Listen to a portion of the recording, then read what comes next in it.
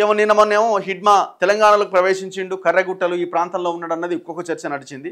So మొత్తానికైతే ఇటు operation Kagar పేరుతో మార్చి 31లోగా మొత్తం మావోయిస్టులను లేకుండా చేయాలని అమిత్ షా శపథం చేస్తున్నాడు. అటు మావోయిస్టు పార్టీ కూడా చాలా గట్టిగానే రిప్లైలు ఇస్తూ ఉన్నది. ఈ పోరాటాన్ని ఆపలేరు, ఈ పోరాటం కొనసాగుతుంది అని వాళ్ళు లెటర్ల ద్వారా మాట్లాడుతున్నారు.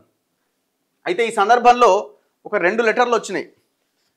మావోయిస్టు కేంద్ర కమిటీ నుంచి అండ్ మావోయిస్టు తెలంగాణ కమిటీ నుంచి కూడా 2 లెటర్లు వచ్చినాయి. వాళ్ళు ఏమంటున్నారంటే అభయ్ పేరుతో కేంద్ర కమిటీ లేఖ వచ్చింది, జగన్ పేరుతో తెలంగాణ శాఖ నుంచి లేఖ వచ్చింది. లొంగుబాటు విప్లవ ద్రోహమే, అభయ్ పేరుతో మావోయిస్టు పార్టీ కేంద్ర కమిటీ నిన్న లేఖ రాసింది. సో ఆ లేఖను ఒక్కసారి చూద్దాము.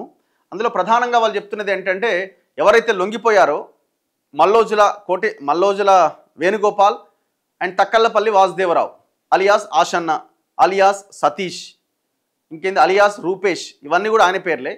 మల్లోజుల వేణుగోపాల్ పార్టీలో ఆయన అభయ్గా పిలిచేవారు, సోనుగా పిలిచేవారు, అలియాస్ సోను. సో ఆయన మీద వాళ్ళిద్దరి మీదనే ఈ లేఖల సారాంశం కనిపిస్తున్నది. వీళ్ళు విప్లవ ద్రోహులు, ప్రజలు వీళ్ళని క్షమించొద్దు అన్న ఒక లైన్ అందులో చాలా కఠినంగా చాలా సీరియస్గా లెటర్లో ఉన్న సారాంశం కనబడతా ఉన్నది. అయితే బయట మాట్లాడుకుంటున్నది ఒక 3 యాక్షన్ టీంలు వాళ్ళ కోసం రంగంలోకి దిగినట్టుగా కూడా వార్తలు వస్తూ ఉన్నాయి. ఇంటెలిజెన్స్ కూడా దీన్ని గమనించి వాళ్ళకి పెద్ద ఎత్తున ప్రభుత్వాన్ని కూడా అలర్ట్ చేసినట్టుగా కనబడతా ఉన్నది.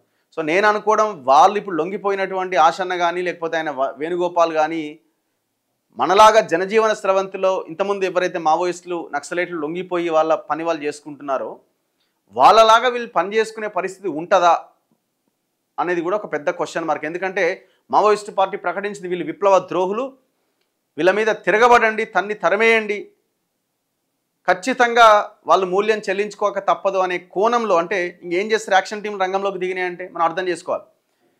సో కాబట్టి వాళ్ళు ఇప్పటికిప్పుడు వాళ్ళు బయటకు వచ్చి జనజీవన స్రవంతిలో ఉండి వాళ్ళ పని వాళ్ళు చేసుకుంటారని అయితే అనిపిస్తలేదు. మరి చూడాలి మరి